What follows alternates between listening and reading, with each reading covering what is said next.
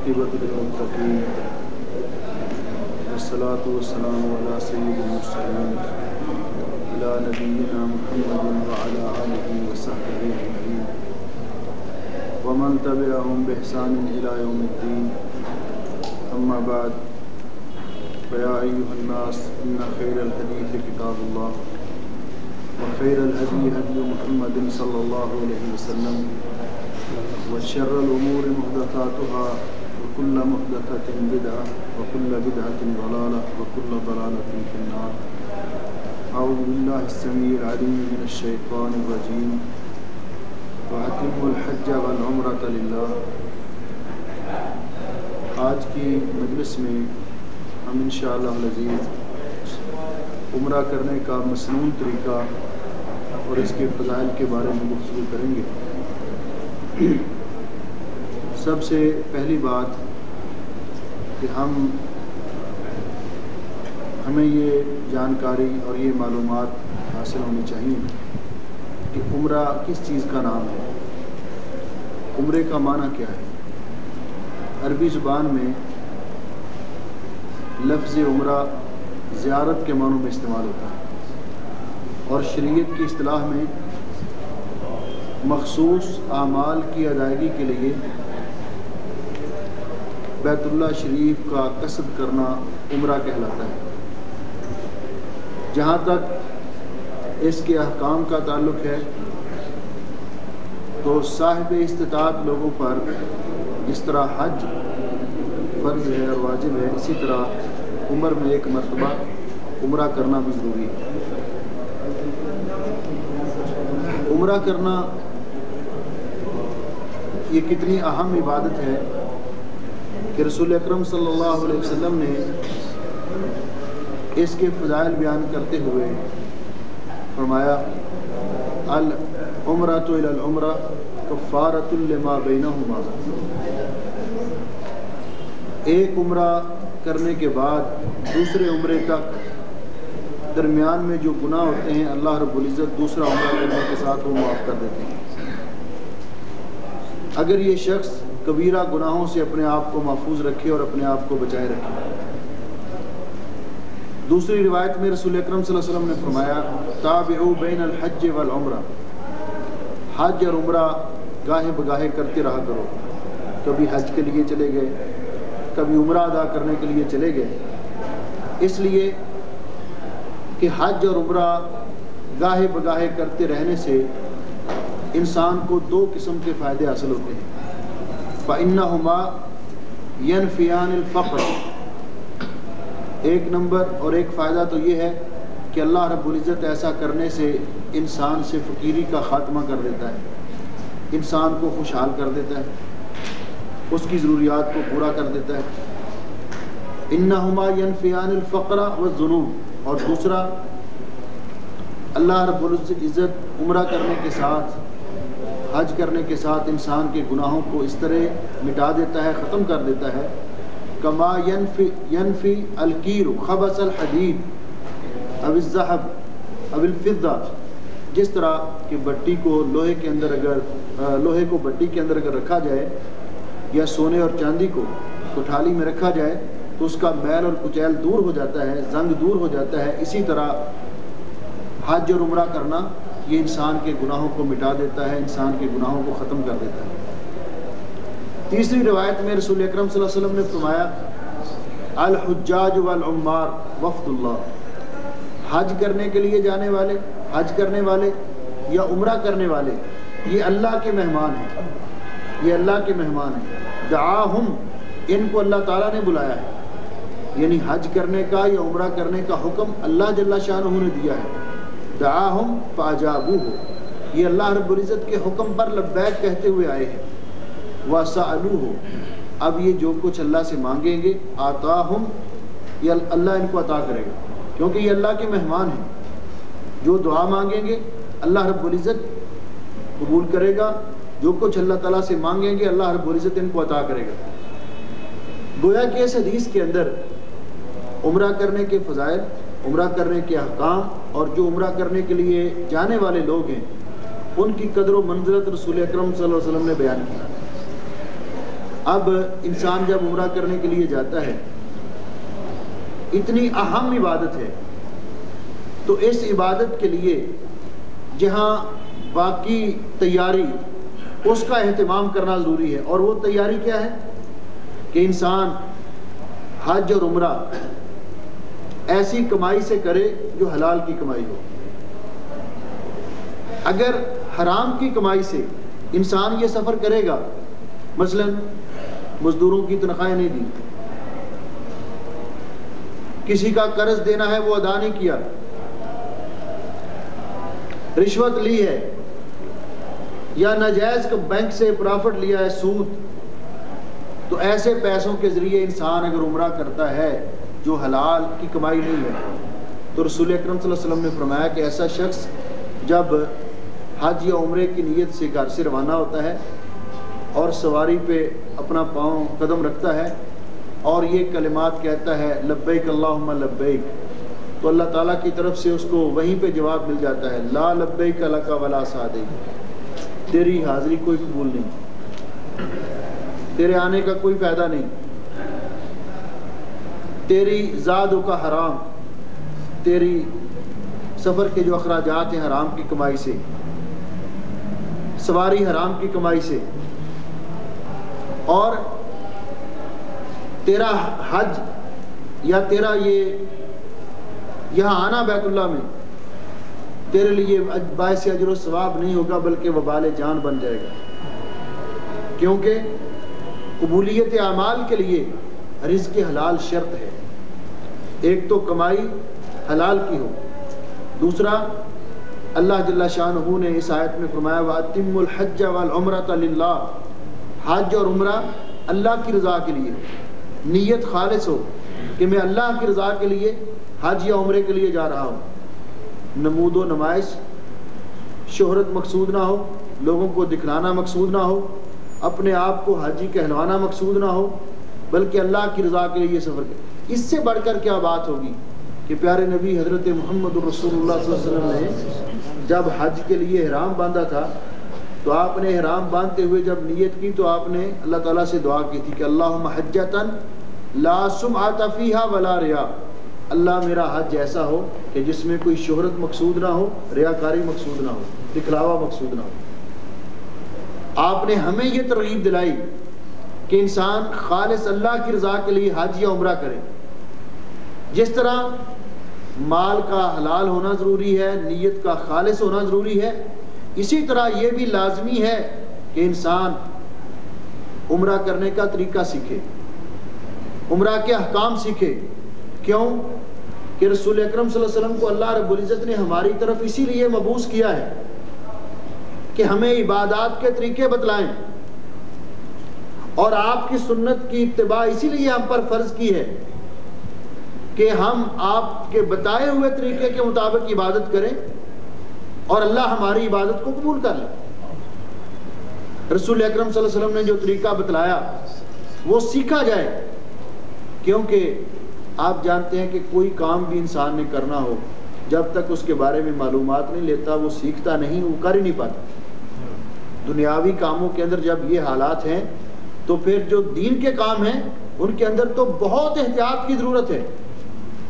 اللہ رب العزت نے اسی لیے قرآن پاک میں جہاں اس بات کا تذکرہ کیا، اللہ کی توحید کی دعوت دی، تو پہلے یہ فرمایا وَعْلَمْ أَنَّهُ لَا إِلَهَ إِلَّا، یہ بات جان لیجئے۔ امام بخاری رحمۃ اللہ علیہ نے اسی پر باب قائم کیا کہ باب العلم قبل القول والعمل، زبان سے کوئی بات نکالنے سے پہلے یا کوئی عمل کرنے سے پہلے علم حاصل کرنا ضروری ہے، طریقہ سیکھا جائے کہ عمرہ کرنے کا طریقہ کیا ہے، تاکہ انسان پیسہ بھی خرچ کرے، وقت بھی لگائے، سفر کی مشقت بھی برداشت کرے، اور پھر سنت کے مطابق عمرہ نہ کر پائے اور اس مقصد کو حاصل نہ کر سکے تو یہ بہت بڑی نامرادی اور بہت بڑی ناکامی ہے۔ شریعت میں اپنی منمانی نہیں بلکہ رسول اکرم صلی اللہ علیہ وسلم کے احکام کی پابندی ہے۔ عمرہ کرنے کے لیے انسان جب بھی گھر سے نکلتا ہے تو نیت کرنا، جو اس کے دل کے اندر نیت ہے میں عمرے کے لیے جا رہا ہوں۔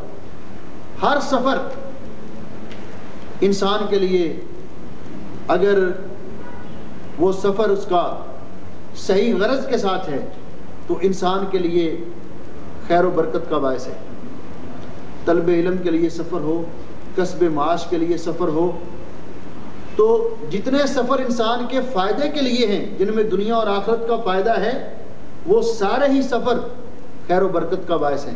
رسول اکرم صلی اللہ علیہ وسلم نے فرمایا کہ اللہ رب العزت 3 لوگوں کی دعا کو رد نہیں کرتا. ان میں سے ایک دعوت المسافر، مسافر سفر کے دوران جو دعا کرتا ہے. اس کا معنی یہ ہے کہ عام سفر کے اندر بھی انسان کو یہ طریقہ کار اختیار کرنا چاہیے کہ اللہ تعالیٰ کو یاد کرتا رہے، اللہ سے دعا کرتا رہے. اور نبی پاک صلی اللہ علیہ وسلم جب کسی مسافر کو رخصت کرتے، روانہ کرتے، تو آپ اس کو نصیحت فرماتے کہ بھئی اللہ سے ڈرتے رہنا، تقوی اختیار کرنا، اور جب کسی اونچی جگہ پہ چڑھو تو اللہ اکبر کہو، جب نیچے ڈھلوان پہ اترو تو سبحان اللہ کہو. آپ یہ جانے والے مسافر کو نصیحت کرتے تو انسان اس بات کا شعور اور احساس رکھے کہ میں تو عمرے کے سفر پر جا رہا ہوں، عبادت کی نیت سے جا رہا ہوں. اگر یہ شخص اپنے گھر سے اس بات کا التزام کرے، اس بات کی پابندی کرے کہ میں عبادت کے لیے جا رہا ہوں، اپنا وقت ضائع نہ کرے، راستے کے اندر کوئی اللہ کی نافرمانی کا کام نہ کرے، اللہ کے ذکر میں مشغول رہے، دعا میں مشغول رہے، تو رسول اکرم صلی اللہ علیہ وسلم نے فرمایا جب یہ اپنے گھر سے روانہ ہوتا ہے، حج کرنے والا یا عمرہ کرنے والا، اس کی سواری گھر سے چلتی ہے، تو اگر یہ شریعت کے احکام کی پابندی کرتا ہے، کوئی اللہ کی نافرمانی نہیں کرتا، تو اس کی سواری ایک قدم اٹھاتی ہے تو اللہ تعالیٰ اس پر اس کا ایک گناہ معاف کر دیتے ہیں. دوسری سواری دوسرا قدم اٹھاتی ہے تو اللہ تعالیٰ اس کا ایک درجہ بلند کر دیتے ہیں، حتیٰ کہ یہ واپس آ جاتا ہے. یعنی اتنا مبارک سفر ہے. جب اتنا مبارک سفر ہے تو انسان کو پھر یہ ذہن بنا کے جانا چاہیے کہ اس سفر کے لیے اچھے ساتھی کا انتخاب کرے، اس سفر کے اندر اپنا وقت ضائع نہ کرے، سارا وقت عبادت پہ لگائے. وگرنہ بڑے افسوس کی بات ہے کہ بعض لوگ اس وقت کو سمجھ لیتے ہیں کہ اب کھلا ٹائم مل گیا ہے، جو گھر کی بات، کاروبار کی بات، جو گپیں قصے کہانیاں ذہن میں ہوتی ہیں، ساری اس فرصت میں ایک دوسرے کو بیان کرتے ہیں اور اتنا قیمتی وقت ضائع کر دیتے ہیں. یہ بڑی افسوسناک بات ہے. اور عورتوں کا تو بالخصوص قافلے کے اندر جو ہوتی ہیں 2-4 مل جائیں، پاس سیٹیں ہوں، تو پھر وہ تو ان کا تو یہ کاروبار یہی ہے. ان کو یہ احساس ہونا چاہیے کہ یہ سفر انتہائی مبارک سفر ہے، ہم اس کا کوئی لمحہ ضائع نہ ہونے دیں. اور چوتھی بات یہ، حج یا عمرے کو جانے والا شخص اس کو اس بات کا احساس ہونا چاہیے کہ میں یہ جن پاک جگہوں پہ جا رہا ہے، حرمین کے اندر، تو جہاں بھی رہائش ہوگی مکہ میں یا مدینہ میں، وہ حرم کی حدود کے اندر ہے. مکہ کے اندر رہائش ہو یا مدینہ کے اندر رہائش ہو، وہ حرم کی حدود کے اندر ہے. اور حرم کی حدود کے اندر حرمین کی حرمت کا پاس رکھنا بہت ضروری ہے. وہاں انسان گالی گلوچ نہ کرے، کسی کے ساتھ لڑائی جھگڑا نہ کرے، وہاں کسی جانور کو خوف زدہ نہ کرے. وہاں تو انسان جانوروں کو خوف زدہ کرنا منع ہے. بلا وجہ حرم کے درخت نہ کاٹے، اگر کوئی چیز گری پڑی ہے تو اس کو نہ اٹھائے. ہاں اگر آپ کو پتا ہے کہ یہ چیز اس آدمی کے جو سامنے جا رہا ہے تو آپ اس کو اٹھا کے وہاں تک پہنچا دیں. اگر آپ نہیں پہنچا سکتے تو حرم کا لقطہ اٹھانا جائز نہیں ہے. حرم کے اندر حرم جو پابندیاں ہیں حرم کی حدود کی، انسان کوشش کرے کہ اللہ کی نافرمانی سے بچے، کیونکہ حرم کے اندر جس طرح عبادات کا ثواب بڑھ جاتا ہے، اسی طرح گناہوں کی سزا بھی بڑھ جاتی ہے. تو انسان کو یہ شعور ہو کہ ہماری جہاں بھی رہائش ہے ہم حرم کی حد کے اندر ہیں. سفر کرنے والے لوگ جو کویت سے بالخصوص عمرہ کرنے کے لیے جاتے ہیں، ان کے لیے احرام باندھنے کے لیے 2 میقات راستے میں آتے ہیں، اور احرام میقات سے باندھا جائے گا. جو شخص بھی عمرے یا حج کی نیت سے روانہ ہوا ہے، اس کے لیے جائز نہیں کہ وہ بغیر احرام کے میقات کو کراس کرے. اگر بغیر احرام کے میقات کو کراس کر لیا تو پھر واپس آ کر اس کو میقات سے احرام باندھنا ہوگا. اگر نہیں آتا تو اس کو دم دینا ہوگا۔ میقات ہمارے راستے میں کون سے آ سکتے ہیں؟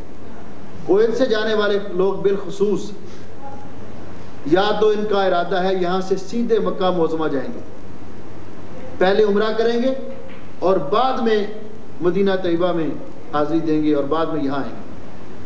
تو ایسی صورتحال میں ہمارا میقات کویت سے جانے والوں کا وہ ہے طائف کے پاس کرنے منازل، جس کو آج کل السیل الکبیر کہا جاتا ہے۔ السیل الکبیر، وہاں حمامات کا انتظام ہے، بڑی کھلے سہولیات ہر قسم کی موجود ہیں، پانی گرم بھی ہوتا ہے، ٹھنڈا بھی ہوتا ہے، عورتوں کے لیے الگ حمامات ہیں۔ تو یہاں سے جا کر وہاں پہنچ کر السیل الکبیر پر جو طائف کے پاس ہے وہاں سے احرام باندھیں، اور اگر پہلے مدینہ طیبہ جانے کا پروگرام ہے تو پھر مدینہ طیبہ میں جائے۔ مدینہ پہنچنے سے پہلے کوئی میقات نہیں ہے۔ مدینہ میں جتنے دن اللہ تعالیٰ توفیق دے رہنے کی، مسجد نبوی میں نماز پڑھیں، رسول اکرم صلی اللہ علیہ وسلم کی قبر مبارک پہ جا کر درود پڑھیں، اور باقی مسجد قبلہ تین قباء میں جا کر نماز ادا کریں۔ یہاں سے جب آپ روانہ ہوں گے عمرہ کے لیے مکہ معظمہ کی طرف، تو جو اہل مدینہ کا میقات ہے ذوالحلیفہ، وہاں سے احرام باندھیں گے۔ احرام سے پہلے مسنون طریقہ یہ ہے کہ انسان اگر حجامت بنانی ہے تو بنا لے، ناخن تراشنے ہیں تو تراش لے، اور احرام سے پہلے جو غسل کرنا ہے اس کے لیے کسی قسم کا صابن بھی آپ استعمال کر سکتے ہیں، خوشبودار ہو یا غیر خوشبودار ہو، کیونکہ ابھی تک آپ نے احرام نہیں پہنا۔ اور غسل کرنے کا جو طریقہ ہے وہ مسنون طریقہ اگر انسان اختیار کرتا ہے، جو غسل واجب کے لیے کرتا ہے تو وہ بہتر ہے، کیونکہ اس کے ساتھ اچھی طرح صفائی ہو جاتی ہے۔ اگر نہیں تو عادی طور پر جو غسل کرتا ہے وہ بھی ٹھیک ہے، کیونکہ غسل واجب یا غسل جنابت کا اہتمام کیوں کیا گیا؟ جو طریقہ رسول اکرم صلی اللہ علیہ وسلم نے بتایا اس میں ایک وجہ بتلائی کہ تحت کل شعرۃ جنابہ، انسان کے ہر بال کے نیچے جنابت کا اثر ہوتا ہے، اس لیے وہ طریقہ بتایا گیا کہ غسل جنابت اس طرح کیا جائے گا۔ تو وہ گویا کہ صفائی کا بہترین طریقہ ہے، اگر کوئی وہ اختیار کر لیتا ہے تو ٹھیک ہے، تاکہ اچھی طرح انسان کے اپنے جسم کی صفائی ہو جائے۔ غسل کے دوران آپ کوئی کسی قسم کا بھی صابن استعمال کر سکتے ہیں۔ غسل سے فارغ ہونے کے بعد رسول اکرم صلی اللہ علیہ وسلم نے احرام پہننے سے پہلے غسل سے فارغ ہونے کے بعد خوشبو لگائی اپنے جسم کو، اپنے بالوں کو۔ یہ خوشبو لگانا جائز ہے کیونکہ ابھی تک احرام نہیں پہنا، اور بعد میں احرام پہننے تک اس کا اثر باقی بھی رہے تو کوئی حرج نہیں۔ وہ لوگ جو یہاں سے بائی ایئر جاتے ہیں عمرہ کرنے کے لیے، وہ کہاں سے احرام باندھیں گے؟ ظاہر بات ہے کہ جہاز کسی میقات پر تو رکتا نہیں، تو اگر وہ اپنے گھر سے غسل کر کے احرام پہن لیں اور جہاز میں بیٹھ جائیں، جہاں وہ اناؤنس کریں کہ اب میقات آ گیا ہے تو وہاں سے نیت کر لیں۔ نیت وہاں سے کرنی لازمی ہے، اور اگر غسل کر کے چلے جائیں، جہاز میں ان کو موقع میسر آتا ہے تو وہاں احرام پہننے کا موقع ہے تو وہاں سے پہن لیں۔ گھر سے پہن کر جانا بھی مناسب ہے اور جائز ہے، اور وہاں بھی پہننا اگر ممکن ہو تو ٹھیک ہے، لیکن نیت وہاں سے کی جائے گی۔ جب وہ کہیں گے کہ میقات آ گیا ہے تو وہاں سے نیت کی جائے گی۔ اب جب احرام، مردوں کا احرام کیا ہے؟ مردوں کا احرام 2 چادریں، عام طور پر کہا جاتا ہے 2 انسلی چادریں۔ انسلی چادروں کا مطلب یہ ہوتا ہے کہ ایک چادر تہبند کے طور پر باندھ لے اور ایک اوپر لے لے، اور وہ شلوار یا قمیض کی طرز پر سلی ہوئی نہ ہو۔ اگر کسی نے اس کے کنارے اس طرح سلی ہے جس طرح یہ رومال کے کنارے ہیں تو یہ سلے ہوئے میں نہیں آتا، کیونکہ یہ چادر ہے، یہ اس کو قمیض یا شلوار کی طرز پر نہیں سیا گیا۔ اسی طرح احرام کے دوران یہ جو بیلٹ استعمال کرتے ہیں، اگر وہ بھی سلی ہوئی ہے تو کوئی حرج نہیں، یعنی وہ دھاگے کے ساتھ اگر سی ہوئی ہے کوئی حرج نہیں ہے۔ سلے ہوئے کا معنی یہ ہے کہ وہ چادر یا شلوار کی طرح کا نہ ہو۔ مردوں کا لباس 2 چادریں انسلی اور افضل اور بہتر ہے کہ سفید ہوں، اور عورتوں کا احرام ان کے عادی کپڑے، لیکن وہ مناسب اور بہتر ہے کہ سادہ ہو، عبادت کے لیے جا رہے ہیں اور وہ سادہ ہو۔ مردوں آپ احرام جب پہن لیا، احرام پہننے کے بعد جب نیت کر لی، اور نیت کیسے کریں گے؟ اللہم لبیک عمرتن یا لبیک اللہم بعمرتن، اے اللہ میں عمرے کی نیت کر رہا ہوں، اے اللہ میں عمرے کی نیت کر رہی ہوں۔ اگر عورت ہے تو اگر عربی زبان میں یہ الفاظ نہیں آتے تو انسان اپنی زبان میں بھی یہ الفاظ کہہ سکتا ہے کہ اللہ میں عمرے کی نیت کرتا ہوں۔ جب یہ الفاظ ادا کر لیے، عمرے کی نیت کر لی، تو اب احرام کی پابندیاں لاگو ہو گئی۔ وہ پابندیاں کیا ہیں؟ اب مرد سر نہیں ڈھانپ سکتا، مرد سر نہیں ڈھانپ سکتا، مرد یا عورت خوشبو نہیں لگا سکتے، مرد یا عورت ناخن نہیں تراش سکتے، مرد یا عورت اپنے جسم کا کوئی بال نہیں کاٹ سکتے۔ فرق کہاں پہ ہے کہ عورتیں اپنے سر پہ چادر لیں گی، اپنا سر ڈھانپیں گی، اور مرد اپنا سر ننگا رکھیں گے۔ اسی طرح جو جوتا پہننا ہے وہ کسی قسم کی بھی چپل ہو سکتی ہے، اس میں یہ ہے کہ ٹخنے ننگے ہوں، بس یہ کوئی بوٹ ٹائپ کی ہو یا ہوائی چپل ٹائپ کی ہو، کوئی بھی ہو، یا عام جو چپلیں ہیں پہن سکتے ہیں۔ یہ ہڈی کو ننگا رکھنا یا یہ ضروری نہیں ہے، صرف رسول اکرم صلی اللہ علیہ وسلم نے فرمایا کہ جس کے پاس جوتا نہ ہو، موزے یا خف ہوں چمڑے کے، ان کو ٹخنوں کے نیچے سے کاٹ لے، یعنی ٹخنے ننگے ہونے چاہیے، بس ایسا جوتا استعمال کر سکتے ہیں۔ عورت سر ڈھانپے گی، لیکن عورتوں کے لیے یہ ہے کہ لا تنتقب المرأۃ، عورت نقاب نہیں کرے گی، احرام کی حالت میں عورت نقاب نہیں کرے گی، چہرہ کھلا رکھے گی، دستانے نہیں پہنے گی، لیکن ساکس جرابیں پہن سکتی ہے، عورت جرابیں پہن سکتی ہے، دستانے نہیں پہن سکتی اور نقاب نہیں کر سکتی۔ لیکن پردے کا کیا کرے گی؟ ام المومنین عائشہ صدیقہ رضی اللہ تعالیٰ عنہ بیان کرتی ہیں کہ ہم جب رسول اکرم صلی اللہ علیہ وسلم کے ساتھ ہی ہم نے احرام پہنے ہوئے تھے، احرام نیت کی ہوئی تھی، تو جب ہم اپنے چہرے کو کھلا رکھتی تھی، تو جب دوسرے لوگ آ جاتے تھے سامنے غیر محرم، تو ہم اس طرح کپڑے کو آگے لٹکا لیتی تھی۔ تو عورتیں اگر وہی چادر جو لی ہوئی ہے اس کو تھوڑا سا آگے کر کے اس طرح لٹکا لیں تو سامنے سے آنے والے کو چہرہ نظر نہیں آتا۔ تو اتنا کر لینا عورتوں کے لیے کافی۔ پردہ لازمی کریں لیکن نقاب نہیں کریں، یعنی اس طرح والا نقاب اس سے احتراز کریں، بلکہ وہ جو اوپر والا ہے اسکارف وغیرہ اس کو آگے لٹکا لیں جس کے ساتھ ان کا چہرہ سامنے سے آنے والے لوگوں کو نظر نہ آئے۔ اسی طرح بعض اوقات ایسے ہوتا ہے کہ عورتیں عمرے کے لیے جاتی ہیں تو میقات پر پہنچنے سے پہلے ان کو ایام کا عارضہ لاحق ہو جاتا ہے۔ وہ کیا کریں؟ ان کے لیے بھی لازمی ہے کہ وہ غسل کر کے یہاں سے احرام پہنے اور عمرے کی نیت کریں، لیکن وہ بیت اللہ شریف کا طواف نہیں کر سکتی، وہ انتظار کریں گی حتیٰ کہ ان کا وہ عارضہ ختم ہو اور اس کے بعد وہ بیت اللہ شریف کا طواف کر کے اپنا عمرہ مکمل کریں گی۔ لیکن احرام ان کے لیے باندھنا ضروری ہوگا میقات سے، میقات سے احرام کے بغیر ان کے لیے گزرنا ضروری نہیں ہے۔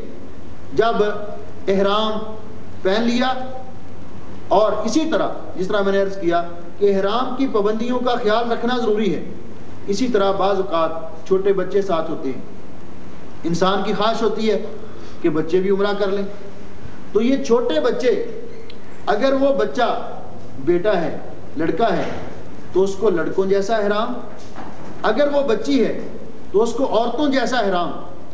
اگر تو وہ نیت کر سکتے ہیں، مثلا 5-6 سال کے ہیں، خود بول لیتے ہیں، تو ان کے سرپرست بولیں گے اور ان کو بول کر نیت کروائیں گے، والدین یا سرپرست جو ان کو کہیں گے، الفاظ کہتے جائیں گے، وہ پیچھے دہراتے جائیں گے۔ اگر وہ نہیں بول سکتے، چھوٹے ہیں، تو پھر ان کی طرف سے بھی اور اپنی طرف سے بھی ان کے والدین نیت کریں گے، اور ان کے احرام کی پابندیوں کا خیال بھی والدین کے لیے رکھنا ضروری ہے۔ پھر جب عمرے کے لیے طواف کریں گے، سعی کریں گے تو ان کو ساتھ اٹھا کر دونوں کی طرف سے نیت کریں گے، اپنی بھی اور ان کی بھی، اور ساتھ ان کا بھی عمرہ ہو جائے گا، ان کا نفلی عمرہ ہو جائے گا اور والدین کو اس کا ثواب ملے گا۔ جس طرح کہ نبی علیہ السلام نے حجۃ الوداع کے موقع پر ایک عورت نے چھوٹے بچے کو اٹھایا اور نبی پاک صلی اللہ علیہ وسلم کے سامنے کیا اور پوچھا کہ اللہ کے رسول اس کا بھی حج ہے؟ تو آپ نے فرمایا نعم ولکی اجر، ہاں اس کا بھی حج ہو جائے گا اور آپ کو اس کا اجر ملے گا، یعنی وہ اس کا نفلی حج ہوگا۔ بالغ ہونے کے بعد اگر اللہ نے اس کو استطاعت دی تو اس پر فرضی حج ابھی باقی ہے، لیکن یہ اس کا نفلی حج ہوگا۔ اسی طرح اگر آپ کسی دوسرے کی طرف سے عمرہ کرنا چاہتے ہیں تو اس کے لیے ضروری ہے کہ آپ نے پہلے اپنا عمرہ کیا ہوا ہو، اور دوسرا یہ کہ جب آپ نیت کریں گے تو اس وقت نیت کریں گے کہ اللہ میں فلاں کی طرف سے عمرہ کر رہا ہوں، اے اللہ میں فلاں کی طرف سے عمرہ کر رہی ہوں، جس کی طرف سے عمرہ کرنا ہوگا۔ احرام باندھ کر نیت کر کے جب سواری بیت اللہ شریف کی طرف سٹارٹ ہوگی، چلنا شروع کرے گی، تو اس وقت سے تلبیہ پڑھنا شروع کریں گے، مرد بلند آواز سے اور عورتیں پست آواز سے، تاکہ غیر محرموں تک ان کی آواز نہ پہنچے۔ تلبیہ کیا ہے؟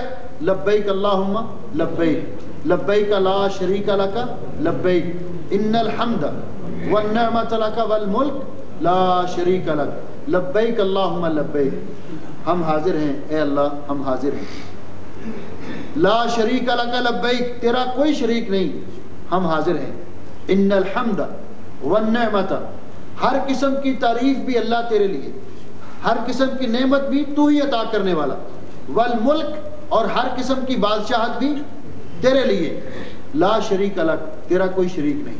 یہ تلبیہ پڑھتے جائیں گے، لبیک اللہم لبیک، لبیک لا شریک لک لبیک، ان الحمد والنعمت لک والملک لا شریک لک، حتیٰ کہ بیت اللہ شریف تک پہنچ جائیں گے۔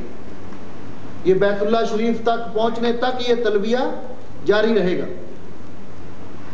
تلبیہ پڑھتے ہوئے وہاں پہنچے بیت اللہ شریف کے پاس، وہاں اگر آپ جا کر پہلے یہ کام کر لیں کہ اپنا سامان وغیرہ بلڈنگ میں رکھ لیں، اگر تھکاوٹ محسوس کرتے ہیں تو کچھ دیر آرام کر لیں تو کوئی حرج نہیں، آرام کرنے کے بعد اگر آپ غسل بھی کرنا چاہتے ہیں تو کوئی حرج نہیں، لیکن آرام کے دوران مرد یہ خیال رکھیں کہ ان کا اپنا سر وغیرہ نہ ڈھانپیں، غسل کریں گے تو ایسا صابن استعمال کریں جس میں خوشبو نہ ہو، غسل کے دوران احتیاط سے غسل کریں کہ بال نہ گرنے پائیں، اگر کوئی اپنے طور پر وضو کرتے ہوئے غسل کرتے ہوئے بال گر جاتا ہے تو کوئی حرج نہیں، لیکن اس کو زبردستی اکھاڑنا یہ درست نہیں ہے۔ احرام بھی بدلنے کی ضرورت نہیں، اگر وہی احرام جو پہن کے آ رہے ہیں ٹھیک ہے، کوئی حرج نہیں، اگر کسی وجہ سے احرام بدلنا بھی پڑ جائے، بچے نے پیشاب کر دیا یا کسی اور وجہ سے احرام اگر خراب ہو گیا ہے تو وہ احرام چینج کیا جا سکتا ہے، اس میں کوئی حرج نہیں۔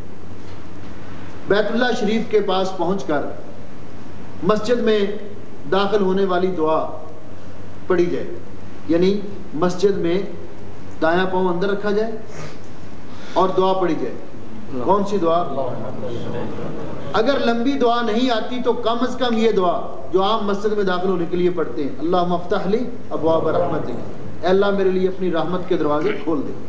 پھر جب بیت اللہ شریف کے اندر داخل ہو، سامنے بیت اللہ شریف نظر آئے تو یہ دعا پڑھنا بھی مستحب ہے، اللہم انت السلام ومنک السلام فحینا ربنا بالسلام، دعا پڑھ کے پھر سیدھے، اگر تو فرض نماز کا ٹائم ہے، جماعت کھڑی ہے تو آپ جماعت کے ساتھ مل کر فرض نماز ادا کر لیں، اگر نماز کا ٹائم نہیں ہے اور آپ نے جا کر طواف کرنا ہے تو پھر بیت اللہ شریف میں جا کر پہلے 2 نفل پڑھنے یہ درست نہیں، بلکہ بیت اللہ شریف میں جا کر پہلا کام طواف ہونا چاہیے، تحیۃ البیت طواف ہے۔ اسی طرح جب احرام پہننا تھا تو احرام پہننے کے بعد بھی 2 نفل احرام کے لیے شرط نہیں ہے، ہاں اگر آپ مسجد میں جاتے ہیں وہاں تحیۃ المسجد کے طور پر 2 نفل پڑھ لیتے ہیں تو کوئی حرج نہیں، یا نماز کا ٹائم ہے تو آپ نماز پڑھ لیتے ہیں کوئی حرج نہیں، لیکن احرام کے لیے 2 رکعت پڑھنا شرط نہیں ہے۔ بیت اللہ شریف کے پاس پہنچ کر اب جب طواف شروع کرنا ہے تو دل میں طواف کی نیت کریں، اور طواف شروع ہوگا حجر اسود کے پاس سے، تو مردوں کے لیے ضروری ہے کہ وہ 2 کام کریں، اس طواف میں جو طواف قدوم ہے، پہلا طواف ہے، جو سب سے پہلا طواف کیا جاتا ہے احرام باندھ کر جب انسان جاتا ہے تو اسے طواف قدوم کہا جاتا ہے. تو اس میں مردوں کے لیے 2 کام لازمی ہیں. ایک یہ کہ اپنا احرام پہنا ہوا ہے تو استباح کرے. استباح کا معنی یہ ہے کہ اپنا دایاں کندھا ننگا کر لے. یہ طواف کے وقت جب طواف شروع کرنا ہے اس وقت کرنا ہے. گھر سے جب احرام باندھنا ہے تو کندھے کو ننگا نہیں کرنا، اس کی ضرورت نہیں ہے. یہ صرف طواف کے لیے ہے. پھر طواف کے بعد پھر اس کو ڈھانپ لینا ہے، کیونکہ کندھوں کو ننگے کندھوں کے ساتھ نماز نہیں ہوتی. تو جب 2 نفل پڑھنے ہیں طواف کے بعد تو اس وقت پھر کندھے کو ڈھانپ لینا ہے. تو اس کو بولتے ہیں استباح، کہ یہ احرام کی چادر دائیں کندھے کے نیچے یہ دائیں کندھے کے نیچے سے نکال کر بائیں کندھے پہ ڈال لینا. اس طرح ایک کام یہ کرنا ہے. دوسرا رمل. رمل کا معنی یہ ہے کہ مرد ذرا چھوٹے چھوٹے قدموں کے ساتھ تیز چلیں گے اور کندھے ہلا کر، جس طرح پہلوان چلتے ہیں. پہلے 3 چکروں میں رمل کرنا مردوں کے لیے ضروری ہے. یہ رمل اور استباح عورتوں کے لیے نہیں ہے.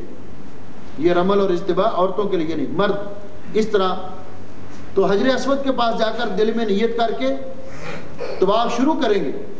تو اگر اللہ تعالیٰ موقع دے، توفیق بخشے، تو حجر اسود کو بوسہ دیا جائے. اور بوسہ دینے سے پہلے بسم اللہ اللہ اکبر کہہ کر بوسہ دیں. اگر بوسہ دینا رش کی وجہ سے ممکن نہیں تو بسم اللہ اللہ اکبر کہہ کر ہاتھ، دایاں ہاتھ یا کوئی چھڑی وغیرہ لگا کر اس کو چوم لیں اگر ساتھ ٹچ ہو جائے تو. اگر نہ ہو تو پھر دور سے اشارہ کر دیں بسم اللہ اللہ اکبر، اور اس کو چومنے کی ضرورت نہیں، اور دائیں طرف کو اپنا طواف شروع کر دیں. دوران طواف کوئی دعا خاص نہیں کہ پہلے شوط کے اندر یہ پڑھی جائے، دوسرے شوط کے اندر یہ پڑھی جائے، بلکہ آپ کوئی بھی دعا پڑھ سکتے ہیں. اگر عربی زبان میں نہیں آتی اپنی زبان میں، کیونکہ یہ دعا کی قبولیت کی جگہ ہے. اور یہ طواف اس کی بڑی فضیلت بیان کی ہے رسول اکرم صلی اللہ علیہ وسلم نے، کہ جو آدمی بیت اللہ شریف کا طواف کرتا ہے، ایک قدم پر اللہ تعالیٰ اس کا ایک گناہ معاف کر دیتا ہے، دوسرے قدم پر اللہ اس کا درجہ بلند کر دیتا ہے. 7 چکر لگانے کے بعد فارغ ہوتا ہے تو جیسے کہ اس نے حضرت اسماعیل علیہ السلام کی اولاد میں سے غلام آزاد کر دیا، اتنا اس کو ثواب ملتا ہے. اللہ رب العزت کو یہ ادا بندے کی بہت پسند آتی ہے. آخر ایک پتھر کا بنا ہوا کمرہ ہے، گھر ہے، اس کے گرد یہ سارے لوگ گھوم رہے ہیں، کس لیے؟ اللہ کی رضا کے لیے، اپنے رب کو راضی کرنے کے لیے. اللہ کو بندے کی یہ ادا بہت پسند آتی ہے. تو اس دوران انسان قرآن پاک کی تلاوت کرے، ذکر اذکار کرے، رسول اکرم صلی اللہ علیہ وسلم پر درود پڑھے، دعائیں کرے. اگر عربی زبان میں نہیں آتی اپنی زبان میں دعائیں کرے. تو چلتے چلتے انسان آ جائے گا. حجر اسود سے طواف شروع کیا تو وہ حتیم کی جو 4 دیواری بنی ہوئی ہے بیت اللہ شریف کے پاس، اس کے اندر سے نہیں جانا. اندر سے جائیں گے طواف نہیں ہوگا. اس کے باہر سے چلتے چلتے آپ رکن یمانی کے پاس آئیں گے. رکن یمانی وہ کونا ہے جو حجر اسود سے پہلے والا ہے. رکن یمانی کا استلام کرنا بھی سنت ہے. اگر آپ کو موقع ملے تو آپ اس کو ہاتھ لگا لیں. ہاتھ لگا کر چومنے کی ضرورت نہیں. اگر نہیں موقع ملتا تو وہاں سے بس گزر جائے، وہاں اشارہ کرنے کی ضرورت نہیں. اب حجر اسود اور رکن یمانی کے درمیان جو جگہ ہے، اس جگہ پہ نبی علیہ السلام نے یہ دعا پڑھی ہے، ربنا آتنا فی الدنیا حسنہ وفی الآخرۃ حسنۃ وقنا عذاب النار. تو اس طرح چلتے چلتے حجر اسود کے پاس آ کر آپ کا پہلا چکر پورا ہو جائے گا. پھر پہنچ کر وہاں جتنی مرتبہ پہنچیں گے بسم اللہ اللہ اکبر کہہ کر یا بوسہ دیں یا ہاتھ لگا کر چوم لیں یا اشارہ کر کے گزر جائیں. یہ ہر دفعہ کرنا ہے. اسی طرح 7 چکر پورے کرنے ہیں. 7 چکر پورے کرنے کے بعد آخری شوط حجر اسود کے پاس ختم ہوگا. اس کے بعد مسنون طریقہ یہ ہے کہ مقام ابراہیم کے پیچھے جہاں بھی جگہ ملے 2 رکعت نفل ادا کرنے. تحیت الطواف یہ کسی وقت بھی ادا ہو سکتے ہیں. خواہ آپ نے عصر کے بعد طواف کیا ہے، خواہ فجر کے بعد طواف کیا ہے، کسی وقت بھی ادا ہو سکتے ہیں. جب بھی آپ نے طواف کیا ہے، یہ طواف کیا پہلا یا اس کے بعد جب آپ نفلی طواف کریں گے تو جو بھی طواف کریں گے اس کے بعد 2 رکعت نفل مقام ابراہیم کے پیچھے پڑھنے چاہیے. ان میں مسنون طریقہ یہ ہے کہ پہلی رکعت میں ثنا سورہ فاتحہ اور اس کے بعد قل یا ایھا الکافرون پڑھی جائے. دوسری رکعت میں ثنا سورہ فاتحہ اور سورہ اخلاص قل ھو اللہ احد پڑھی جائے. 2 رکعت نفل ادا کرنے کے بعد پھر نبی علیہ الصلوۃ والسلام نے زمزم پیا.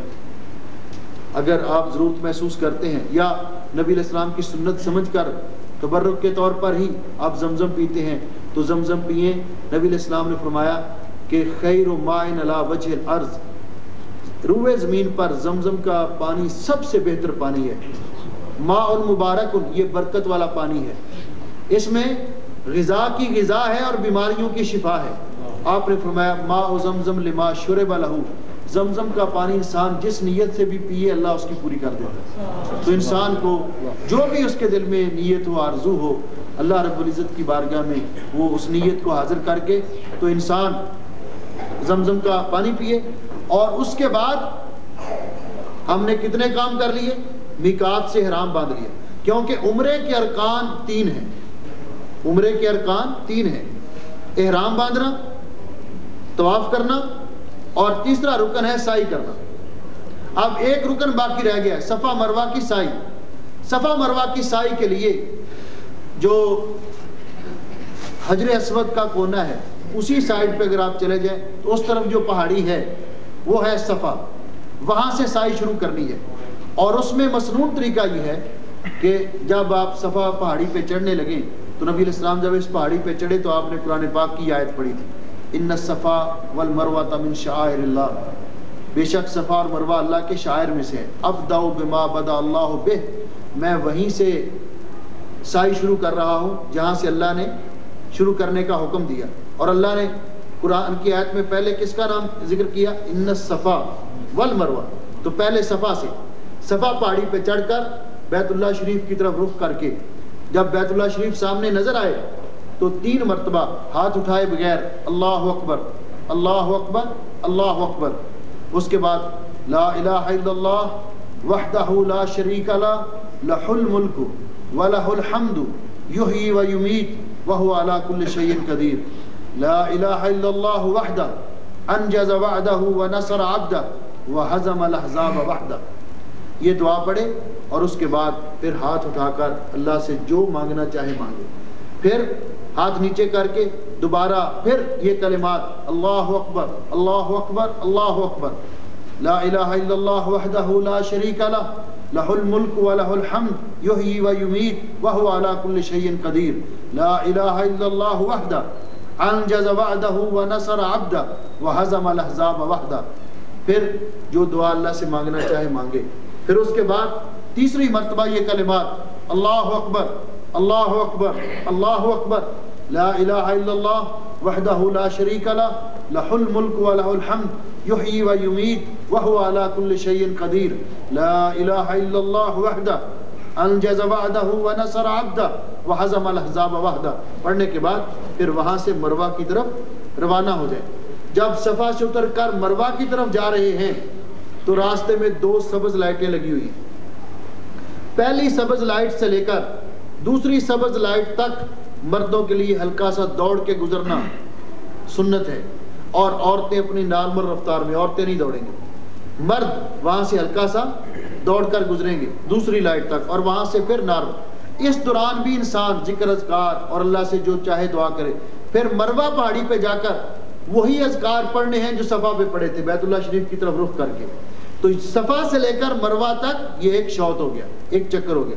پھر مروہ سے واپس آپ صفا تک آئے اور صفا سبز لائٹ جہاں آئے گی پھر پہلی سے لے کر دوسری تک مرد ہلکا سا دوڑ کے گزریں گے اور عورتیں نارمل رفتار میں. پھر صفا پہاڑی پہ چڑھتے ہوئے وہی کچھ پڑھیں گے جو پہلے پڑھا تھا اور بیت اللہ شریف کی طرف وہ رخ کر کے وہی اذکار پڑھیں گے جو میں نے ابھی بتائے ہیں. 3 بار پڑھنے کے بعد پھر وہاں سے مروہ تک. تو صفا سے مروہ تک ایک، پھر مروہ سے صفا تک دوسرا، پھر صفا سے مروہ تک تیسرا، پھر مروہ سے صفا تک چوتھا، پھر صفا سے مروہ تک 5واں، پھر مروہ سے صفا تک 6واں، پھر صفا سے مروہ تک 7واں. یہ 7 شوط پورے ہو جائیں گے مروہ پر جا کر. یہ سعی اب مکمل ہے، سعی اب مکمل ہے. یہاں بعض لوگ یہ غلطی کرتے ہیں کہ وہ سمجھتے ہیں کہ صفا سے لے کر پھر صفا تک ایک چکر، اس طرح مشقت میں پڑے رہتے ہیں اور 14 چکر لگاتے ہیں. یہ درست نہیں ہے، بلکہ صفا سے لے کر مروہ تک یہ ایک شوط ہے، مروہ سے لے کر صفا تک ایک شوط ہے. اب تیسرا رکن بھی پورا ہو گیا.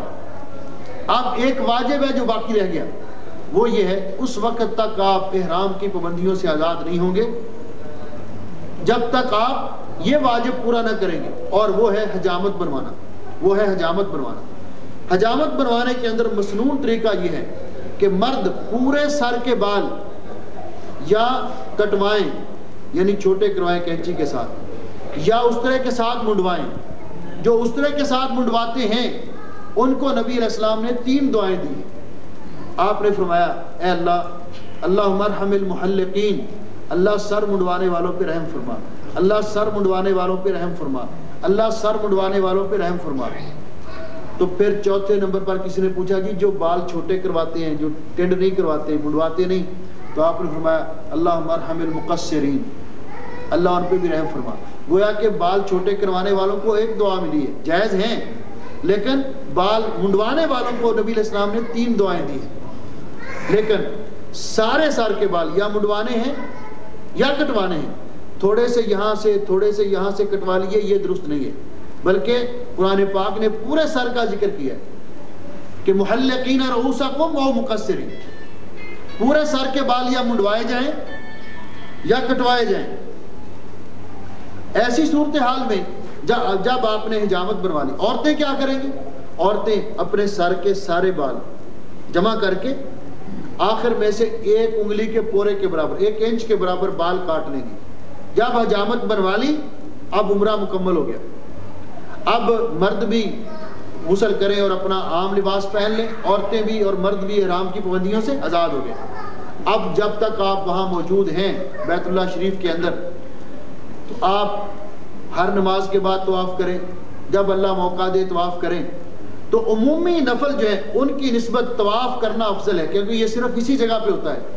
لیکن وہ جو سنت موقدہ ہیں نمازوں کے بعد پڑھنی، اگر آپ زیادہ دن وہاں رہنا چاہتے ہیں اور آپ مقیم کی حیثیت اختیار کر گئے ہیں تو پھر سنت موقدہ پہلے پڑھنی چاہیے اور طواف پھر بعد میں سنت موقدہ پڑھنا لازمی ہے۔ تو عام طور پہ جب طواف کریں گے تو اس طواف کے ساتھ صرف 2 رکعت نفل پڑھنے ہوں گے، سائی نہیں ہوگی۔ سائی صرف عمرے کے لیے، سائی صرف عمرے کے لیے ہے، ہر طواف کے ساتھ سائی نہیں ہے۔ اس کے بعد اللہ تعالیٰ توفیق بخشے کہ جتنے دن وہاں رہیں گے، جب وہاں سے واپس آنا ہوگا اگر اللہ موقع دے تو وہاں سے بیت اللہ شریف سے رخصت ہوتے وقت آخری طواف کر لیں، طواف وداع، اور پھر مدینہ طیبہ آ جائیں۔ اور مدینہ طیبہ میں آ کر مسنون طریقہ یہ ہے کہ رسول اکرم صلی اللہ علیہ وسلم کی مسجد مبارک میں داخل ہو کر 2 رکعت نفل ادا کریں، تحیۃ المسجد، نماز کا وقت ہو تو نماز ادا کریں، پھر رسول اکرم صلی اللہ علیہ وسلم کی قبر مبارک کے سامنے جا کر درود پاک جو نماز کے اندر پڑھتے ہیں، درود ابراہیمی، وہ پڑھیں، اور اس کے بعد اللہ توفیق بخشے تو وہاں سے مسجد قباء جائیں، اور مسجد قباء میں جا کر نبی علیہ السلام نے فرمایا کہ جو شخص اپنی گھر سے اپنی رہائش گاہ سے وضو کر کے طہارت کر کے یا غسل کر کے آتا ہے اور اس مسجد میں آ کر نماز ادا کرتا ہے، اللہ اس کو عمرے کا ثواب دیتا ہے۔ رسول اکرم صلی اللہ علیہ وسلم کی مسجد مبارک میں 1 نماز پڑھنے سے 1000 نماز کا ثواب ملتا ہے۔ اور کوشش کرنی چاہیے کہ جب تک انسان حرم مکہ میں رہے یا مدینہ طیبہ میں رہے تو نماز حرمین کے اندر ادا کرے، اور زیادہ وقت بازاروں میں گھومنے میں ہر چیز یہاں سے ملتی ہے۔ بعض لوگوں کو مارکیٹنگ کا بہت شوق ہوتا ہے، بس صرف عمرہ ادا کیا، اس کے بعد جہاں نماز کا موقع مل گیا، کبھی جماعت کے ساتھ پڑھ لی کبھی، لیکن بازاروں میں گھومنے میں یہ سارا وقت بہت تھوڑا ٹائم ہوتا ہے انسان کے پاس، یہ سارا وقت اللہ کی اطاعت اور فرما برداری میں انسان کو گزارنا چاہیے۔ تو یہ ایک مختصر سا طریقہ تھا۔ جو لوگ بھی عمرے کے لیے جاتے ہیں ان سے میری درخواست ہے، اور یہ نبی علیہ السلام کا یہ مسنون طریقہ بھی ہے۔ حضرت عمر رضی اللہ عنہ نے کہا حضرت جی میں عمرے کے لیے جانا چاہتا ہوں، رسول اکرم صلی اللہ علیہ وسلم کی خدمت میں عرض کیا تو آپ نے فرمایا ٹھیک ہے، تو آپ نے ان کو رخصت کیا تو فرمایا لا تنسانا فی دعائک یا اخی، وہ میرے چھوٹے بھائی اپنی دعاؤں میں مجھے یاد رکھنا۔ رسول اکرم صلی اللہ علیہ وسلم کس کو کہہ رہے ہیں؟ حضرت عمر فاروق کو۔ ہمیں یہ درس دے رہے ہیں کہ یہ لوگ جو جا رہے ہیں ان سے اپیل کرنی چاہیے کہ ہمیں اپنی دعاؤں میں یاد رکھیں۔ آپ جو لوگ جا رہے ہیں ہمیں اپنی دعاؤں میں یاد رکھیں، اور اللہ تعالی ہم سب کو یہ موقع اور یہ سعادتیں بار بار نصیب کرے۔ تو یہ ایک مختصر طریقہ ہے عمرہ کرنے کا جو میں نے آپ کے سامنے بیان کیا۔ اس کے علاوہ اگر کسی کے ذہن میں کوئی اشکال ہو، کوئی سوال ہو تو وہ آپ کر سکتے ہیں۔ تقریباً جو سوالات تھے ان کے جواب تقریباً اس میں آگے ہیں، اگر کوئی رہ گیا ہو تو آپ پوچھ سکتے ہیں۔ اگر دوسرا عمرہ کرنا پوزیشن کیا ہوگی؟ سعی کرتے وقت کندھا ڈھانپ کے، کندھا صرف طواف کے لیے رکھنا ہے. دوسرا عمرہ کرنا ہو تو جس طرح پورا دوسرے پہلے عمرے میں کیے تھے اس طرح پورا کرنا ہے. ہاں جی. لیکن دوسرے عمرے میں جو ہے ہم نے تو بال پہلے سے منڈوا لیے. دیکھیے اگر کسی کا دوسرا عمرہ کرنے کا پروگرام ہے تو اس کو پتا ہے کہ بال تو سر پہ نہیں ہوں گے، تو وہ ایسے کریں کہ پہلے عمرے میں تقصیر کروا لے، بال چھوٹے کروا لے، دوسرے عمرے میں منڈوا لے. جو آدمی فوت ہو چکا ہے اس کے لیے عمرہ کر سکتے ہیں ہم نہیں کر سکتے؟ فوت شدہ کی طرف سے میں نے پہلے عرض کیا کہ کسی فوت شدہ کی طرف سے عمرہ کیا جا سکتا ہے. جس طرح کہ ایک عورت نے، خصم قبیلے کی عورت تھی، تو اس نے نبی علیہ السلام سے پوچھا تھا تو آپ نے فرمایا تھا حجی عن ابی کے واعتمری، کہ تم اپنے باپ کی طرف سے حج بھی کر سکتی ہو، عمرہ بھی کر سکتی ہو. تو جس طرح حج کیا جا سکتا ہے فوت شدگان کی طرف سے، اسی طرح عمرہ بھی کیا جا سکتا ہے. احرام کے اندر کوئی چیز پہن سکتے ہیں؟ مرد احرام کے اندر نیچے کوئی انڈر ویئر، کوئی اس طرح کی چیز نہیں پہن سکتے. بنیان بھی نہیں بنیان بھی نہیں پہن سکتے، صرف 2 چادریں ہوں گی.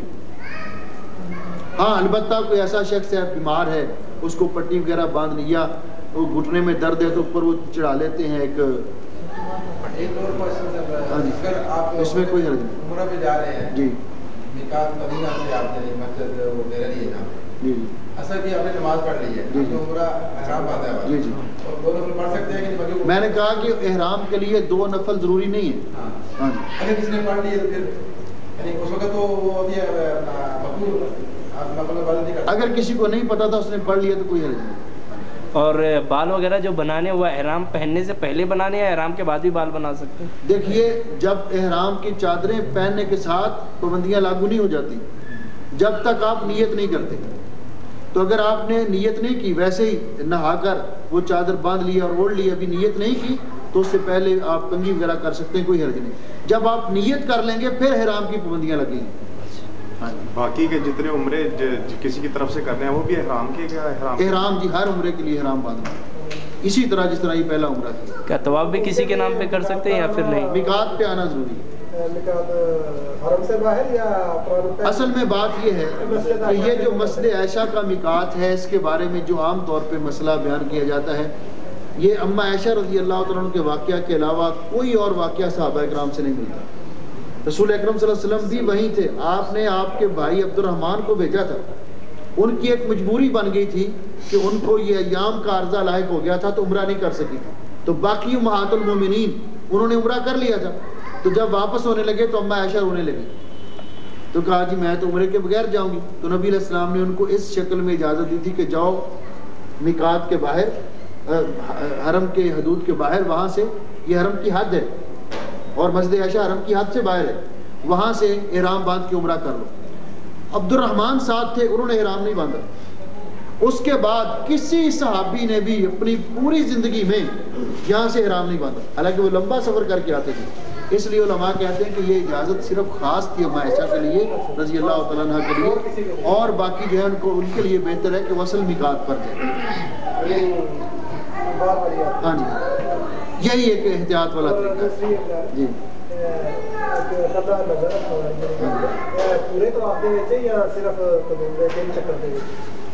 اس میں علماء کا اختلاف ہے. بعض کہتے ہیں کہ جہاں جتنے طواف کے اندر رمل ہے اس میں گندا ننگا رکھنا چاہیے، اور بعض علماء کہتے ہیں کہ پورے طواف کے 7 چکروں میں بھی ننگا رکھ لے تو کوئی حرج نہیں. تو احتیاط میں اختلاف سے نکلنے کے لیے میں کہتا ہوں کہ اگر پورا 7 چکر بھی گندا ننگا رکھ لیا جائے تو کوئی حرج نہیں. اگر کوئی 3 چکر بھی رکھنا چاہتا ہے جتنے میں رمل ہے تب بھی ٹھیک ہے. 3 چکر میں جو ہے یعنی آپ نے جس طرح کہا جس طرح طواف کرنا چاہیے، باقی 4 چکر میں یعنی نارمل یعنی روش میں چلنا چاہیے. ہاں باقی میں نارمل.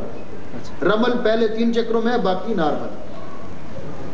جن کے ساتھ بچے جا رہے ہیں، آپ نے بتایا کئی جگہ پر آدمی جو ہے وہ تیز چلیں گے، اور وہ پھر ان کے لیے کیا؟ ان کو اٹھا لیں. اچھا، ان کے لیے بچوں کو اٹھا لیں. آپ سلم جہالت بھی ایک عمرہ کیتا ہے. ہاں جی، یعنی سنت ہے طریقہ کہ وہ بعد کر سکتے. جی جی کر سکتے ہیں. مسجد عائشہ تو کرنا جائز چلی جاتی ہیں کسی کے ساتھ، عمر کا بھی لحاظ ہے یا عورتوں کے لیے جس طرح باقی شروط ہیں عمرے کے لیے، عورتوں کے لیے لازمی ہے کہ ان کا محرم ساتھ ہو. محرم ساتھ ہو. محرم کے بغیر عورت کے لیے عمرہ یا حج کرنے کے لیے جانا درست نہیں. اور یہ گروپ بن جاتا ہے تو یہ محرم نہیں ہوتا. قافلے یا حملے والے محرم نہیں ہوتے. آپ دیکھیے آپ نے کتنا اس پر زور دیا کہ ایک صحابی نے جنگ میں جہاد میں جانے کے لیے نام لکھوایا تھا اور ان کی بیوی نے حج کا پروگرام بنایا بھی عورتوں کے ساتھ مل کر حج کر لوں گی. تو جب انہوں نے نبی علیہ السلام سے مسئلہ پوچھا تو آپ نے فرمایا بھی آپ جہاد کی طرف سے نام کینسل کروائیے, اپنی بیوی کے ساتھ جا کر حج کیجیے. بغیر محرم کے کسی عورت کے لیے جائز نہیں کیوں نہیں, تو بغیر محرم کے نہیں جانا چاہیے. عمر کی کوئی حد عمر کی کوئی حد نہیں, عمر کے کسی حصے میں بھی ہو, کوئی کچھ بھی نہیں, کچھ بھی ہو. یہ تھوڑی تھوڑی ڈھیل بعد میں پیدا کی گئی ہے, وگرنہ نبی علیہ السلام نے اس پر ہر عمر میں عورت کو ضرورت پڑتی ہے اپنے محرم کی. ہمارے ایک دوست ہیں سر, وہ عمرے میں گئے تھے, حالت حرام میں ان کو ٹھوکر لگی اور ان کا ناخن ٹوٹ گیا. اس طرح اگر کوئی اس طرح ٹھوکر لگے, ناخن ٹوٹ جائے تو کوئی حرج نہیں, اس میں کوئی فدیہ یا دم نہیں ہوتا, کیونکہ اس میں بندے کا اختیار نہیں. فدیہ یا دم اس میں ہوتا ہے جس میں اختیار ہو انسان کا, جو آمدن خود کرے. ہمارے بھائی پوچھ رہے ہیں کہ اگر طواف کے بعد اپنے دو نفل پڑھنے ہیں, مقام ابراہیم میں بھی پڑھنے نہیں دیتے, کبھی کبھار رش میں جہاں بھی بیت اللہ میں پڑھ لیں ٹھیک ہے. ہاں جی, وہ کہتے ہیں حتیم کے اندر پڑھے ہیں ہم نے. نہیں, حتیم کے اندر نہیں پڑھنے چاہیے. آپ باقی مقام ابراہیم کے پیچھے حتیم کے اندر عام نفل پڑھ سکتے ہیں, لیکن یہ نفل جو ہیں یہ پڑھنا ثابت نہیں ہے حتیم کے اندر. اگر پڑھ لیے ہیں پتہ نہیں تھا تو کوئی حرج نہیں. ہاں جی, شکریہ. چلیے کافی ٹائم ہو گیا.